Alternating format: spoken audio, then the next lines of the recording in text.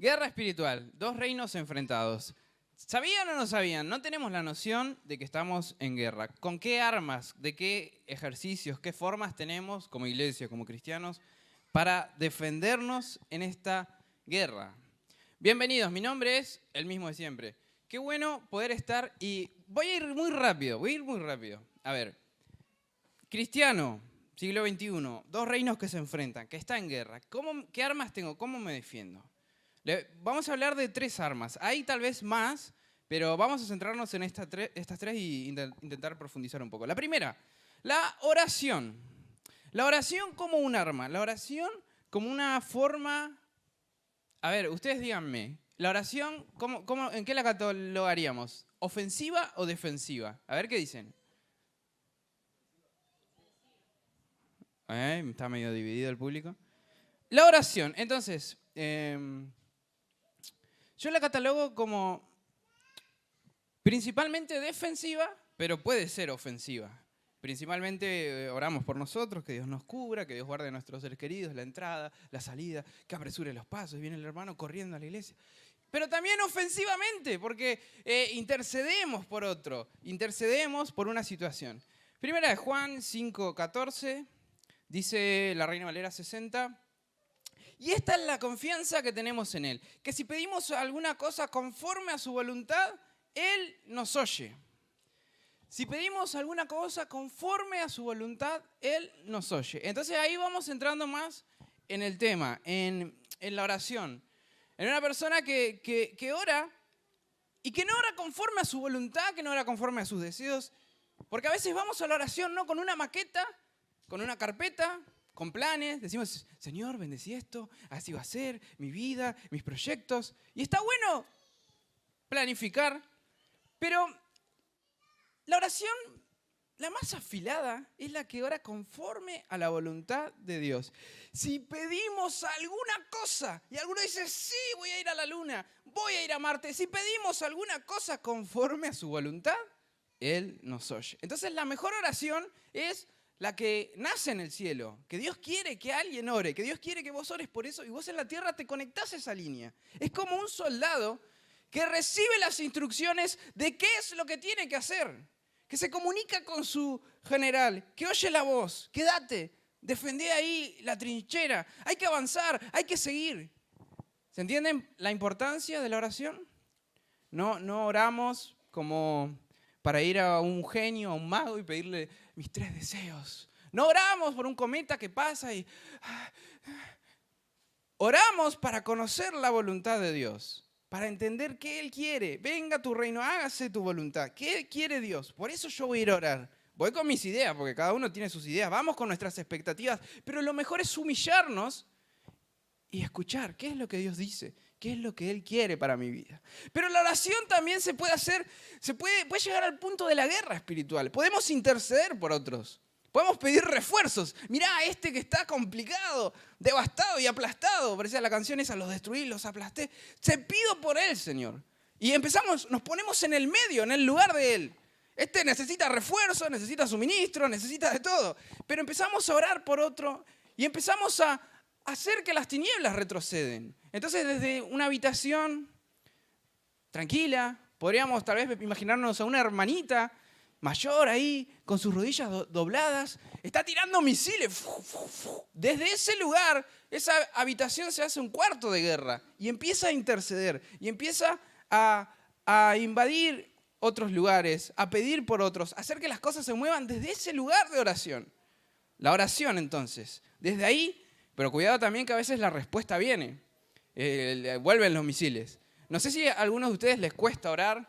Si el conflicto, o sea, vos decís quiero orar y tenés cosas para hacer y tenés pensamientos y te distraes. Y es una guerra, es una batalla. Voy a orar durante los próximos 60 segundos. Voy a orar y me determino. Cuando me conecto es fácil, hay un fluir, pero al principio... cuesta, la carne es débil. Entonces, síganme en esta especie de metáfora entre cómo el cristiano puede pelear. No peleamos solo, entonces oramos para conocer qué es lo que Dios quiere, cuál es la estrategia. Y desde la oración, desde el punto de oración, atacamos, enviamos, intercedemos, hacemos guerra.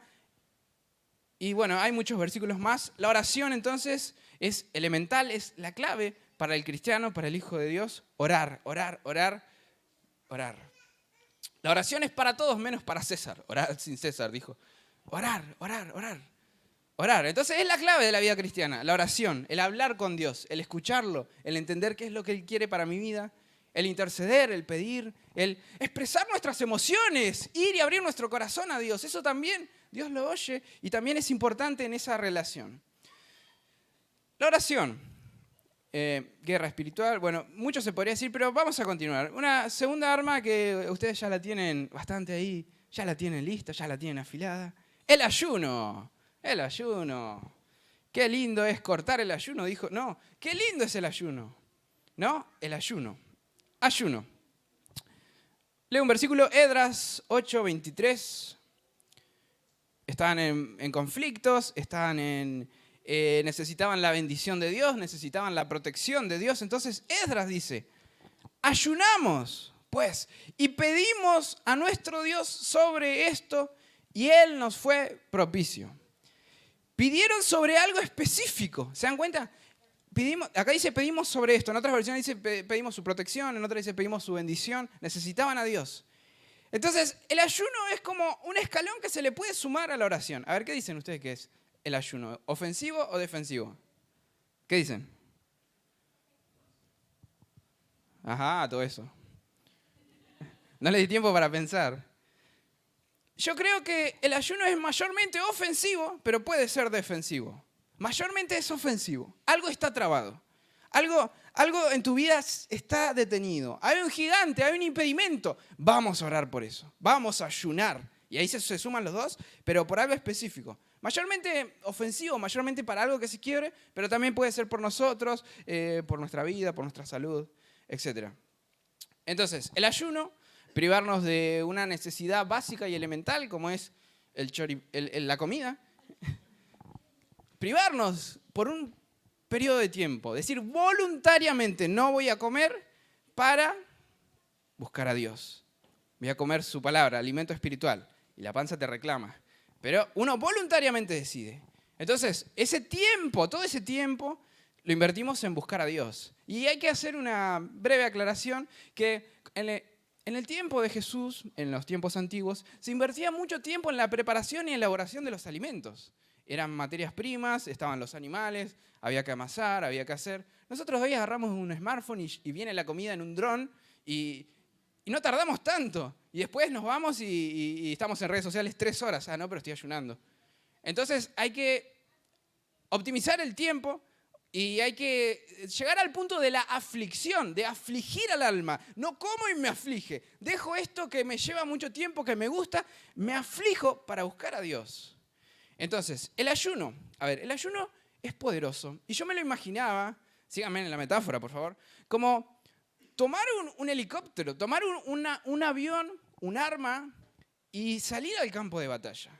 Entonces, el que entra a ayunar tiene que tener toda la armadura, tiene que saber lo que hace. Porque uno toma un vehículo de combate con el cual puede hacer que las cosas que estaban trabadas se destraben, con el cual puede hacer que las tinieblas retroceden. Pero así como te levantás, así también te derriban. Entonces hay que tener cuidado con esto. No entrar a ayunar por ayunar. Ay, si yo estoy ayuno todos los días. Y hay algunos desórdenes que hemos visto cuando no se tiene el conocimiento preciso de qué dice la Biblia. Ayuno, yo lo veo igual a específico, a propósito. Tiene que ser con un motivo. Si Dios te puso en el corazón, si Dios habló a la iglesia, a la congregación, algo específico. Entonces, el ayuno es más efectivo cuando se lo hace en conjunto. Como un ataque aéreo, que no envían un solo helicóptero. Es todo un despliegue, hay una estrategia. Entonces se une todo el pueblo de Nínive a ayunar porque Dios lo va a destruir. Y dicen que no coman los grandes, que no coman los chiquitos. ¿Sabes qué? Que no coman los animales, ni que tomen agua, ni que coman nada. Vamos a unirnos en esto porque se viene la destrucción. Mirá ahí Jonás nos está diciendo y todos ayunaron. Entonces, el ayuno es más poderoso cuando lo usamos en este sentido de cuerpo. Cuando todos nos unimos como si tomáramos cada uno un vehículo aéreo y vamos al ataque. Vamos a a enviar esos misiles, a destrabar lo que estaba trabado con un propósito específico, con una misión. Vamos, lo hacemos y volvemos y continuamos en nuestro proceso. Entonces, más o menos así me gustaría explicar lo que es el ayuno, con un propósito específico, con un sentido de comunidad. No lo hago solo ahí, quiero bajar de peso y ayuno, bueno, está bien, pero no es el sentido. Quiero rejuvenecer, quiero eliminar toxinas, quiero desinfectar mi cuerpo. Bueno, ustedes puedan saber todos los beneficios biológicos naturales del ayuno. Pero espiritualmente así funciona. Y Esdras dice, le pedimos a Dios sobre esto, oramos, ayunamos, y Él contestó. Se unieron y Dios contestó. Bueno, vamos a la tercera. Estuvimos hablando de la oración, del ayuno. Vamos a la tercera y, a ver, vamos a detenernos un poco más en esta. Y tal vez ustedes no se la veían venir, pero igual ahí viene. La tercera arma que tenemos como iglesia para atacar el reino de las tinieblas es el evangelismo. La predicación de la palabra, la proclamación de la palabra. Proclamar, predicar, evangelismo. Dice 2 Corintios 4:4. Y mirá, para que veas que estamos hablando de guerra. En los cuales el Dios de este siglo, Satanás, cegó el entendimiento de los incrédulos, para que no les resplandezca la luz del evangelio de la gloria de Cristo, el cual es la imagen de Dios. Entonces, ¿qué pasa con la predicación, con la proclamación, con el evangelismo? Que dice la palabra que Satanás cegó el entendimiento. Entonces nosotros podemos salir a la calle y predicar a alguien y decir, este está loco, ¿qué me estás hablando? Porque no, es locura, ellos están cegados. Entonces tienen como un velo, tienen algo ahí que dicen, ¿esto de qué me está hablando? No tiene sentido. Por eso el evangelismo es un arma. Y no les pregunto, les digo, el evangelismo es un arma ofensiva. Porque vamos al terreno del enemigo. Porque vamos a los lugares donde está. Y le arrebatamos el botín. Y le arrebatamos las almas. Entonces el evangelismo como arma estratégica en la guerra de los reinos es meramente ofensivo. Vamos directamente al ataque, a la yugular. Vamos directo a las almas que él tiene. Entonces, ahí está la batalla, ahí está. Entonces vos le predicás a alguien, vos le hablás y no lo entiende, él es locura. Y vos decís, pero ¿por qué? Si acá está claro, si mi pastor me explicó, si yo lo entiendo, y le haces dibujitos. Hay una guerra espiritual. Hay algo que está pasando en un plano inmaterial, que no lo vemos. Y hay un bloqueo muchas veces. Entonces, hay que trabajar en conjunto con la oración, con el ayuno, con la palabra de Dios, con el poder de la palabra de Dios, que al final es lo que es la bomba, es lo que detona. Él es lo que hace que el cambio suceda. Pero sepamos esto, que Satanás no quiere que oigan, Satanás no quiere que entiendan y los tiene cegados. Entonces, yo me imagino, hablando en el término militar, el evangelismo como un equipo comando, un equipo entrenado que sabe lo que hace, que sabe lo que va a hacer, un equipo de auxilio, de ayuda, de rescate, que sale de su terreno y va a rescatar a los que están perdidos, va a sacarlos de ahí, a convencerlos, tal vez a los soldados a convertirlos. ¿Viste? Como hacían en las milicias, que iban los soldados y los atrapaban y después cambiaban de bando porque no les quedaba otra. Entonces, ese es un trabajo específico, puntual, pero es una declaración de guerra. Satanás no quiere que testifiques. Satanás no quiere que hables de lo que Dios hizo y está haciendo en tu vida. Él no quiere. Entonces decimos, yo hablo de Jesús y soy un loco. Pero ¿por qué es eso? Porque hay todo un sistema en base a esto, que los que Él tiene no los quiere perder. Van carretera al infierno, como dice van rumbo al infierno. Y Él dice, no los quiero perder, yo me llevo con estos, yo voy. Y ahí entramos nosotros a rescatarlos.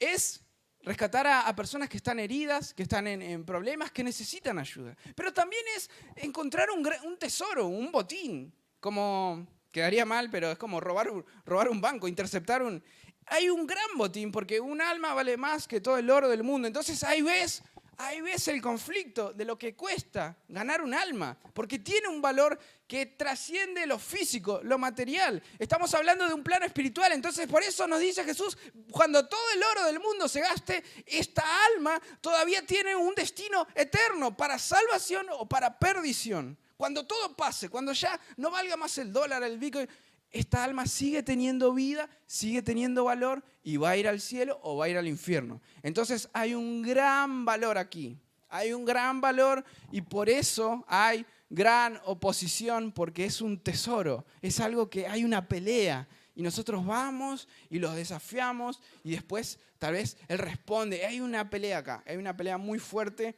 en este sentido cuando predicamos, cuando ganamos, cuando arrebatamos a las almas. El Dios de ese siglo cegó el entendimiento para que no les resplandezca la luz del Evangelio de la gloria de Cristo. Entonces ahí entramos nosotros, a sacar ese velo, a sacar eso y a predicar la palabra del Evangelio. Otro versículo más, si seguimos en lo que es la predicación, el evangelismo, dice Mateo 28, 19, conocido, muy conocido, alguno lo tiene tatuado ahí en la espalda, no tanto. Por tanto, vayan y hagan discípulos en todas las naciones y bautícenlos en el nombre del Padre, del Hijo y del Espíritu Santo. Por tanto, vayan y hagan discípulos en todas las naciones. Y acá yo me quiero detener un tanto más en el evangelismo, porque se ha malinterpretado, se ha generado una corriente en la cual plantea el evangelismo como el evangelismo termina siendo anti-iglesia. Entonces, el evangelismo nunca fue concebido anti-iglesia. Y hay muchos en las redes evangelistas que son anti-iglesia, que vos los escuchás hablar y hablan desde el dolor, desde el resentimiento, desde las malas experiencias. Que sí, que hay personas que Dios no llamó, que Dios no puso, que dicen ser y no son, pero vos no podés pararte ahí y cambiar la teología desde lo que te hicieron en la iglesia. Entonces se generó un evangelismo que vos decís, ¿qué evangelio predica? Porque es anti-iglesia. Cristo dio su vida por amor a su iglesia. Él quiere que todos procedan a arrepentimiento, pero el amor de Dios, ¿a quién va a venir a buscar? A su novia, que desea, que ama, que quiere encontrarla como dos novios que están comprometidos y que quieren sellar el amor de su matrimonio. Cristo va a venir a buscar a su iglesia. Entonces hay muchos que leen este pasaje, mirá, pues lo puedes leer de nuevo, y dice, pero vayan, y todos vamos, ¿no? Pero vayan. Pará, dice, y hagan discípulos. Entonces la pregunta es, hay que hacerle la pregunta a esos llamados evangelistas, ¿cómo hacer los discípulos? Porque mirá, un predicador itinerante, yo por ejemplo he tenido la oportunidad de predicar algunas veces, vos llegás a un lugar y predicás, y vos te vas. Y alguien abrió la iglesia, hubo músicos, hubo pastores, hubo todo un cuerpo de Cristo funcionando. Entonces, uno siembra la semilla, el otro la riega, dice la palabra. Uno sembró, el otro regó. Es una tarea de grupo. Si todos estamos yendo y predicando, ¿en qué momento hacemos discípulos? ¿En qué momento hay el crecimiento del cuerpo de Cristo, de la profundidad de la palabra? Porque muchas veces el mensaje evangelístico tiende y debe ser sencillo para que cualquiera lo pueda entender. Entonces no hace falta tener un background de teología, no hace falta tener conocimiento previo. Mira, léete esto, después te predico. Estaría bueno igual, ¿no? Pero no hace falta nada. Entonces él lo entiende. Y es la semilla. Pero recuerdan que dice que la semilla cayó en un lugar y que no tenía profundidad. Y que se murió. Entonces tiene que haber un crecimiento. Vayan por todo el mundo y hagan discípulos. Entonces el objetivo final es hacer discípulos. Que hagan la oración de fe, sí. Que acepten a Jesús en su corazón, sí. Que se bauticen, sí, por supuesto, lo dice la palabra. Que sean discípulos. Ese es el objetivo. Entonces un evangelismo que no tiene en cuenta a la iglesia es un evangelismo que no está cumpliendo la gran comisión. Salgan de las cuatro paredes, la iglesia de Cristo es la iglesia invisible. Es invisible, vos no te congregás ni por casualidad. Salgan. ¿Entienden? Son cosas que tienen que funcionar en conjunto, que tienen que ser más de lo mismo. Hablándolo en términos militar, cuando se hace un ataque, se establece un cuartel, se establece un punto de reunión y de ahí se envían las tropas. Es una cuestión logística. Acá se arma una base más cerca del enemigo y de ahí van los ataques. De ahí van.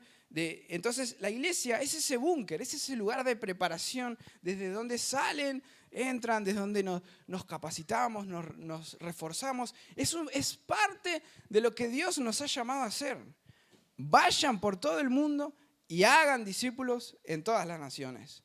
Entonces, ¿se entiende la idea? No, una cosa no puede ir contra la otra, tienen que funcionar en conjunto, tienen que ser parte de lo mismo. Miren, no sé si se ubican bien cuáles son los 5 ministerios. Si quieren, les dejo el plus porque esto no va, después me lo pasan. ¿Saben los 5 ministerios? ¿Los ubican rápidamente? Les puedo enseñar una forma. A ver, ¿trajeron sus manos? Muéstrenme sus manos.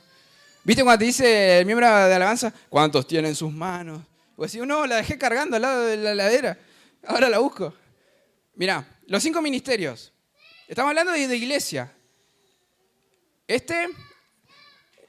apóstol, ¿no? El apóstol. No tengo que explicar mucho. Es una forma de acordárselo muy, muy fácil. El apóstol, bueno, el que da el apóstol clave. Bueno, el profeta, ¿no? El que te señala ahí. Yo no fui. El que te llama, vení vos. El profeta, ¿no? Apóstol, profeta. El evangelista, el del medio. El que tiene más alcance. El que tiene más llegada. El evangelista. Entonces, el del medio. Después seguimos. Son 5, ¿no? Como si uno tiene más dedos, después lo hablamos.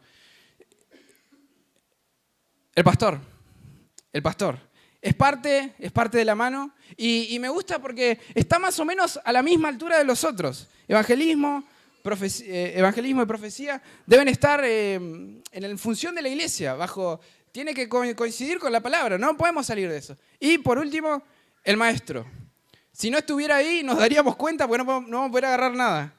Y no he visto mucha gente que aspire a ser maestro, lamentablemente. Es tal vez de los ministerios los más descuidados, el del maestro, pero es elemental tener maestros y que haya maestros que enseñen la palabra. Entonces, 5 ministerios que funcionan en conjunto, que trabajan con un propósito de no pelearnos entre nosotros, quién es mayor, quién es mejor, de arrebatar las almas, de batallar contra las tinieblas, de hacer que las tinieblas retrocedan. Entonces, el evangelismo, la predicación debe ser en función de la iglesia. Y podemos pensar en movimientos como Palau, como Anacondia, que cuando se hace el evangelismo se hace en conjunto con la iglesia. ¿Se dan cuenta que así funciona? Porque así Dios lo instituyó. Para que sean edificados, para que prediquemos y para que hagamos discípulos.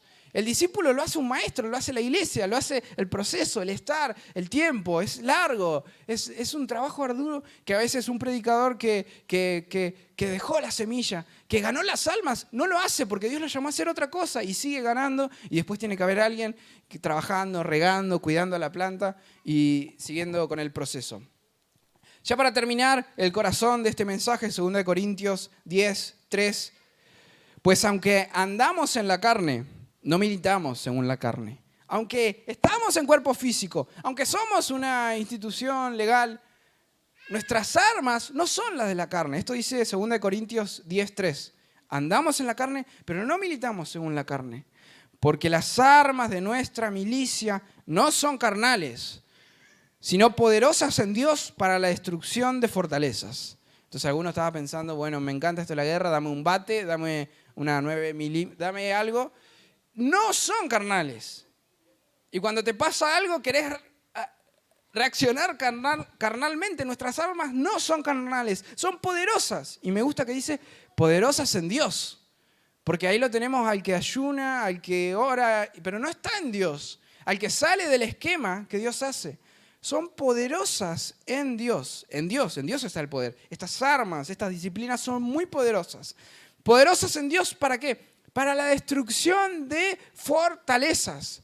Entonces, cuando vos testificás, cuando vos hablas la verdad, cuando vos predicás, estás destruyendo una fortaleza que se fue creando, que Satanás fue creando. Dios no quiere que seas como Él, le dijo a Eva. Dios no quiere que tengas conocimiento, fortalezas en contra del conocimiento de Dios. Dios es malo, Dios se olvidó de mí, Dios es autoritario, Dios es como mi padre, Dios es lejano. Entonces, cuando llega la palabra, cuando llega la predicación, cuando orás y empezás a conocer cómo es Dios, se cae esa fortaleza. Destrucción de fortalezas, de altiveces. Dice 2 Corintios 10:5, derribando argumentos y toda altivez que se levanta contra el conocimiento de Dios y llevando cautivo todo pensamiento a la obediencia a Cristo. Entonces, estamos en esta guerra y tenemos nosotros armas que nosotros no vemos el poder. No vemos el poder. Tal vez decimos, si la gente se reuniera, si juntamos firmas, si hacemos esto y lo otro, vamos a orar, vamos a ayunar, vamos a predicar. Y si Satanás te hizo un daño, predicá, contá tu testimonio.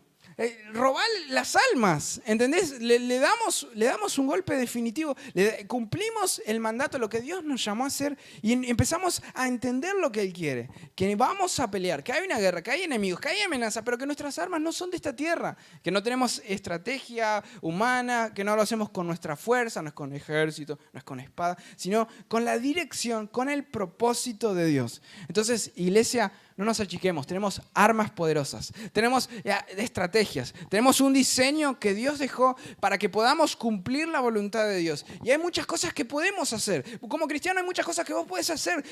Vemos las tinieblas que avanzan, vemos las mentiras. Dios nos entregó armas poderosas. Dios le dio la autoridad aún del Hades y del infierno a la iglesia. Nada, todo lo que ates, todo lo que desates, la autoridad de Dios conferida a la iglesia. La iglesia que funciona en coordinación de los 5 ministerios. La iglesia que funciona como un cuerpo, en un mismo sentido. La iglesia que fue llamado a arrebatar a las almas, a entrar a esos lugares hostiles, a rescatar a los perdidos, los que están ahí como rehenes, cautivos, endemoniados, que están sufriendo. Que lo ves que sonríe, lo ves que está todo bien, pero ellos necesitan el amor de Cristo, ellos necesitan la verdad. Hemos recibido armas poderosas, no para mirar cómo el pastor hace, no para mirar cómo otros hacen, para que cada cristiano empiece a ejercer, empiece a accionar y que como un cuerpo podamos ver a las tinieblas retroceder, que el daño que Satanás le hizo a tu familia, vos lo veas retroceder, lo veas revertido por el poder de la cruz de Cristo, que esta sociedad que está siendo engañada, que va tras humo,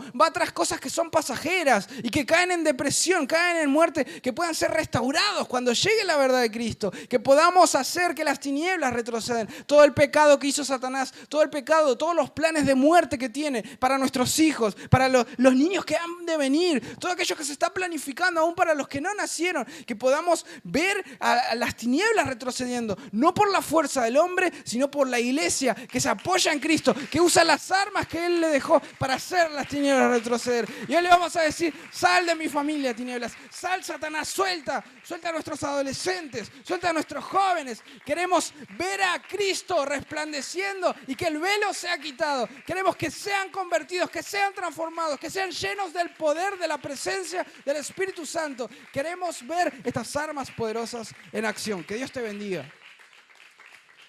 Pónete de pie, por favor, cerrá tus ojos.